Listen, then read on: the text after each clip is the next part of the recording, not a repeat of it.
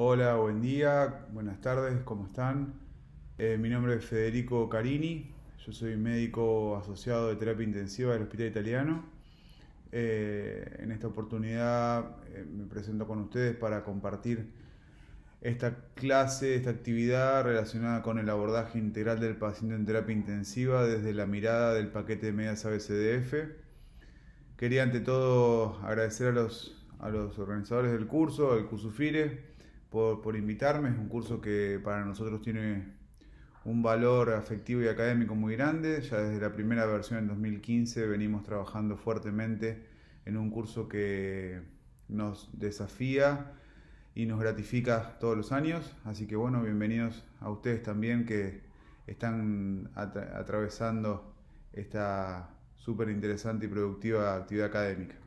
Vamos a pasar estos próximos 20 minutos con la primera parte, después tendremos la segunda parte de la clase y tendrán también a disposición una cápsula con contenido adicional a los temas que trataremos en esta primera parte. Bueno, avanzamos. Quería comenzar la charla compartiendo con ustedes el concepto de paquete de medidas. Yendo al concepto de paquete de medidas, esto es un conjunto de actividades, de tratamientos que uno pone en juego porque sabe que cada uno de esos tratamientos por separado es útil, pero juntos logran un resultado superador. Esto, por ejemplo, lo van a ver en el paquete de medidas para prevención de infecciones asociadas a la ventilación mecánica o prevención de infecciones asociadas a catéteres. La idea es que si todos mancomunadamente buscamos el objetivo de reducir, en el caso del paquete de medidas ABCDF, el dolor con tratamiento suficiente, el delirium y la agitación, el resultado va a ser mejor. El paquete de medidas ABCDF propuesto como tal fue diseñado en 2014 por la Sociedad Americana de Cuidados Críticos en base a una gran cantidad de trabajos que fueron evaluando cada estrategia por separado. Está compuesto entonces de la A, que es la evaluación adecuada del dolor, la B, que es la combinación de la vacación de sedación y la prueba de ventilación espontánea, la C, que es la elección adecuada del sedante y del analgésico, la D, que es la evaluación, prevención y manejo del delirium, y la E, que es la movilización precoz.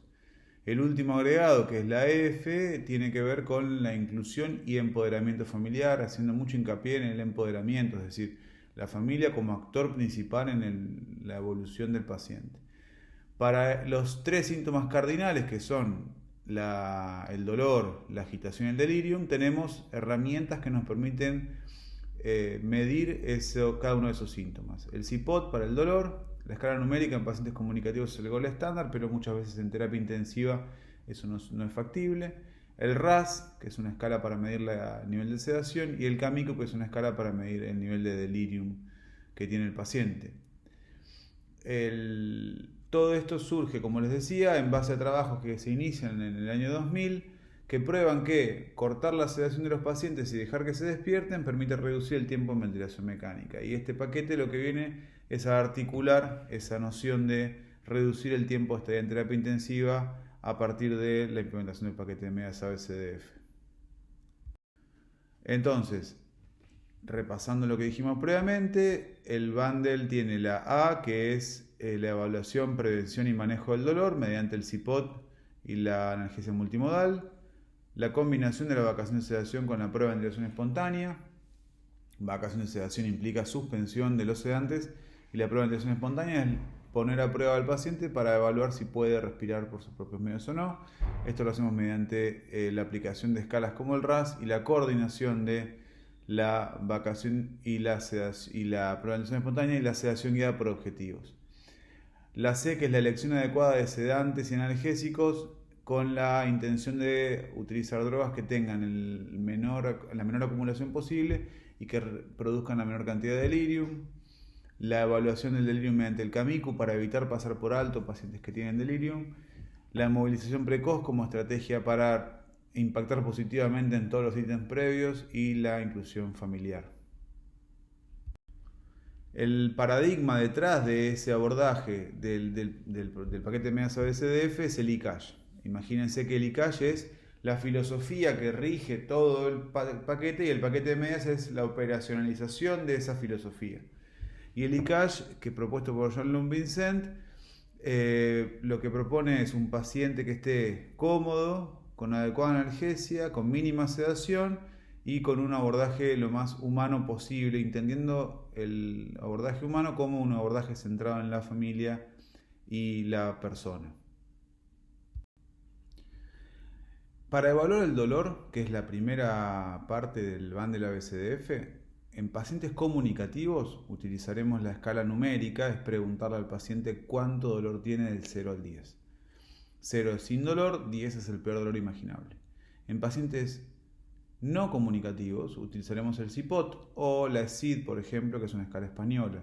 El CIPOT es muy fácil de utilizar porque lo que pide es que miremos la expresión facial del paciente, los movimientos corporales, la adaptación al ventilador y la tensión muscular. En base a la evaluación de esos 4 puntos, sobre una escala de 8 podemos decir si tiene más de 3 en 8 de dolor, tiene dolor significativo y tendremos que darle en general un rescate con opioides. Todas estas imágenes las pueden encontrar en la guía en PDF que está disponible en el sitio de la Fundación de Cuidados Críticos del Hospital Italiano, donde tienen todo este material para poder utilizarlo en su práctica diaria.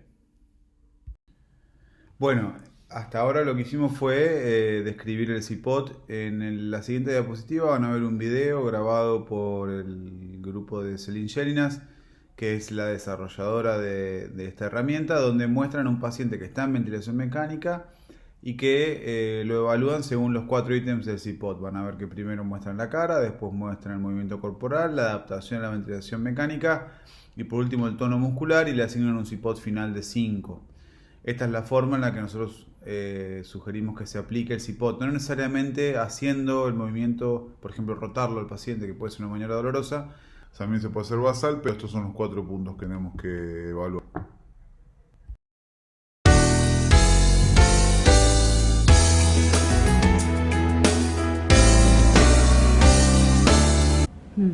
We can observe little frowning and weeping eyes. Some shivering here.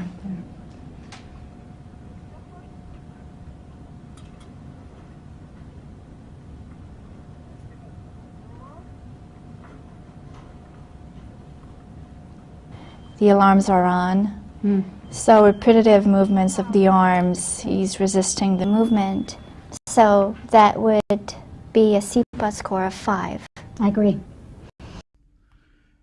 En pacientes no comunicativos y que tienen un RAS mayor a -3, es decir, -3 es el punto de corte en la escala de sedación, que es el RAS entre que el paciente responde a la voz y no responde. -4 responde al estímulo físico, -5 no responde a nada.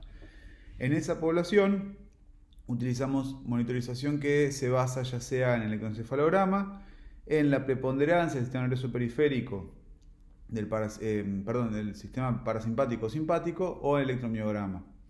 En Argentina los que tenemos disponibles son el ANI, que se basa en encontrar la diferencia entre parasimpático y simpático. Pupilometría, hay algunos centros que tienen pupilómetro pero se usan muy poco, y es de los que tienen evidencia el ANI y la pupilometría son los que están mencionados en las guías PADIS. Y después está el QNOX, que se basa en el electroencefalograma, que también puede ser un indicador en pacientes con RAS mayor a -3. En cualquier caso, en pacientes con sedación profunda, uno debería evaluar diariamente la necesidad de continuar con esa sedación profunda y, en caso de no ser necesario, discontinuarla. En cuanto al tratamiento del dolor, tenemos siempre el abordaje tiene que ser con analgesia multimodal, maniobras posturales, que se incluye dentro de la movilización precoz que decíamos antes, siempre. En caso de que el dolor sea esporádico, uno puede utilizar solamente rescates y reevaluar por turno. Fíjense que acá hacemos el CIPOT de 2, como habíamos dicho antes, que es el punto de corte, 2 o más, es decir, 3, 4, 5, 6, 7, 8 es dolor significativo. Cuando tiene un CIPOT mayor a 2, como dijimos antes, uno tiene que pensar en ya dejar establecido un tratamiento de base con AINES o paracetamol. AINES son antiinflamatorios no esteroides. En terapia intensiva puede ser un poco más complicado porque pueden estar asociados a falla renal, pueden tener algunos pacientes alergia incluso a esta medicación, con lo cual hay que usarlo con reserva en ese sentido. Y paracetamol, el riesgo que tiene es en pacientes que tengan trastornos hepáticos, esto puede ser un problema. La morfina como aliado, como rescate, que es el SOS, y en caso de que requiera muchos rescates uno debería utilizar una bomba de morfina o fentanilo y reevaluar constantemente. Esto es clave. Una vez que uno detecta dolor tiene que hacer un tratamiento y reevaluar dentro de la hora. El dolor no es algo que uno puede evaluar hoy y volver a verlo mañana, sino que tiene que reevaluarlo dinámicamente. Y en caso de pacientes con dolor más severo, lo principal es descartar complicaciones, porque recordemos que el dolor no deja de ser una señal de alarma. Utilizar un esquema multimodal, AINES, paracetamol. Podemos evaluar incluso pregabalina o gabapentina en pacientes con dolor neuropático y utilizar, en caso de ser necesario, directamente una bomba de opioides. Intentar, en caso de contar con especialistas en dolor, el control regional, por ejemplo en catéter peridural, y reevaluar en el corto plazo. Bueno, el siguiente punto dentro del paquete de medidas dijimos que era la B, que era la combinación de la vacación de sedación y la prueba de ventilación espontánea. Para esto hay criterios, pero en definitiva lo principal ahí es hacer sedación guiada por objetivos. Y el objetivo es una escala, que es el RASS. Hay otras escalas, pero a los fines de esta charla vamos a concentrarnos en el RASS. El RASS es una escala de sedación que tiene interesante que pivotea sobre el 0 como el paciente alerta y calmado. Hacia arriba el paciente está agitado, llegando a +4, y hacia abajo el paciente está con sedación progresiva. Fíjense que de -3 a -4 está el punto de corte entre que el paciente responde al estímulo verbal o no responde. Es interesante, en línea con lo que vimos antes, que en pacientes que tienen una sedación profunda, una vez que uno pasa el umbral de RASS -5, es decir, el paciente no responde a estímulos intensos, perdemos la graduación de cuán profundamente sedado está. Entonces, en esos pacientes es que tal vez el monitoreo mediante electroencefalografía procesada pueda ser útil. ¿Qué es esto? Bueno, estos son electrodos que se colocan en la frente del paciente y que básicamente traducen una mini muestra de lo que está sucediendo en una región específica del cerebro, que en general es el lóbulo frontal, ya sea derecho o izquierdo. Esto produce un número que es un número adimensional. Estos son los dos monitores que tenemos en Argentina. Falta el de Máximo, perdón, pero bueno, este es el Conox, este es el BIS. Nos centramos en el BIS. El número que produce es un número adimensional que traduce el nivel de sedación según el algoritmo del equipo. Es más fidedigno y es importante además basarse en el trazado crudo del electroencefalograma y en lo que se llama el análisis de densidad espectral, que es básicamente el ploteo a lo largo del tiempo de la intensidad y la frecuencia de cada uno de los registros que hace el equipo. Entonces, en pacientes con sedación profunda, el uso del monitoreo de electroencefalografía procesada puede ser útil para regular la dosis de sedante con el objetivo final de ahorrar sedantes. El algoritmo propuesto para el paciente que está en ventilación mecánica se basa en decidir primero si el paciente va a requerir sedación o no. Esto es un concepto clave y relativamente novedoso. No todo paciente que esté en ventilación mecánica requiere sedación, siempre y cuando uno pueda asegurar analgesia adecuada. Si el paciente requiere sedación, intentaremos siempre ir por objetivos de RASS más superficial, lo que se llama sedación consciente. Para eso utilizamos drogas que puedan titularse a esa sedación superficial, que tengan corta vida media y que no se acumulen. La dexmedetomidina es un sedante analgésico, es un alfa-2 agonista, en definitiva es un mecanismo distinto al de las benzodiazepinas, tiene una vida media que no es tan corta, pero bueno, ronda la hora más o menos, una hora de tiempo de duración después de que se suspende. Y el fentanilo es un opioide que, como dijimos antes, que podíamos hacer sedación únicamente con analgésicos en pacientes con sedación superficial, puede ser útil. Hago una salvedad importante: cuando usamos opioides tenemos que tener en cuenta que el principal objetivo del opioide es ser analgésico, no sedante.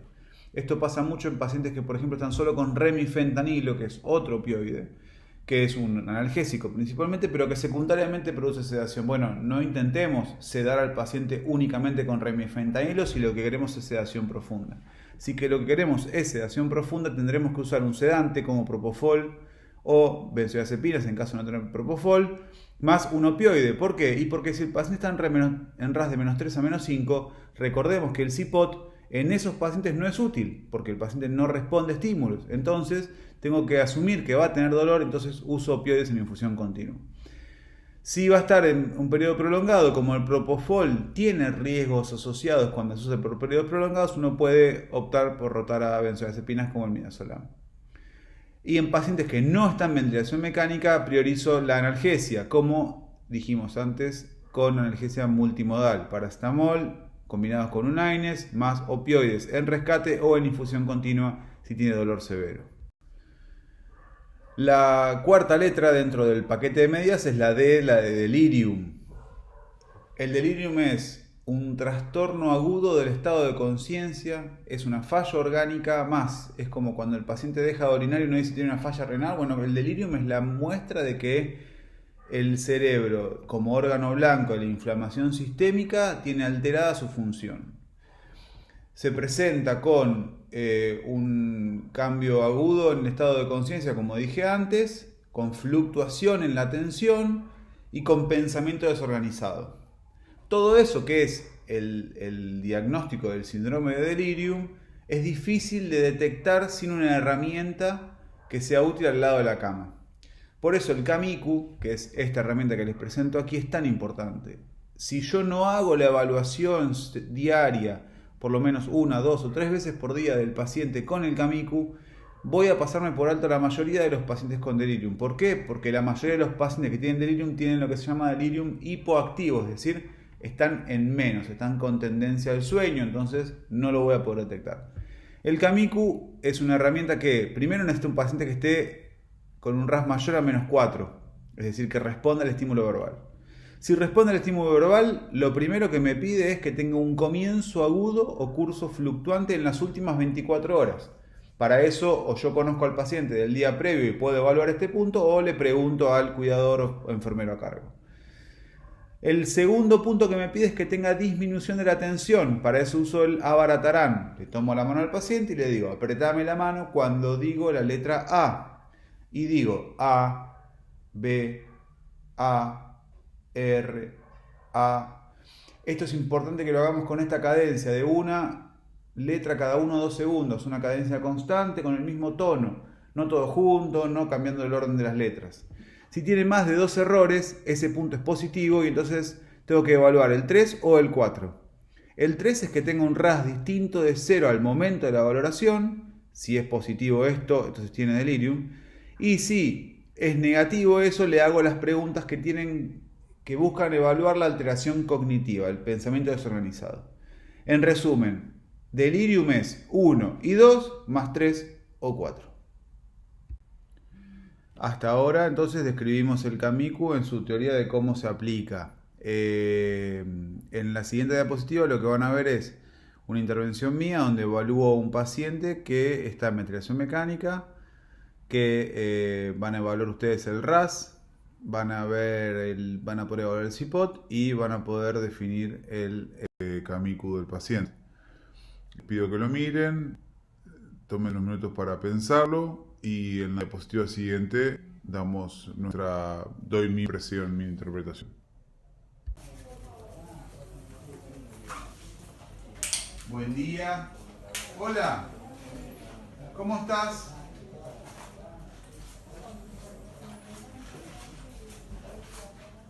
Hola, buen día. ¿Me escuchás? Yo soy Federico, soy médico de terapia. El doctor es Agustín, también es médico de terapia. Buen día. ¿Me podés apretar la mano? Apretame la mano, dale. ¿Estás con dolor ahora?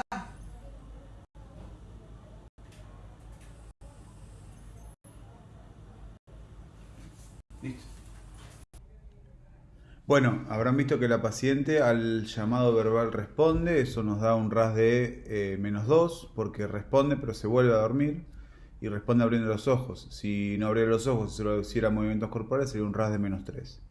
Por otro lado tiene fases compuestas, no estaba con movimientos espontáneos, no parecía estar desadaptada a la ventilación mecánica y el tono muscular, cuando yo la evalué, era un tono suave, por ende el CPOT es menor a 2. Finalmente, cuando le hago la prueba del Kamiku, el RAS fluctúa en las últimas 24 horas, como dijimos en general en pacientes en ventilación mecánica, eso casi siempre es así.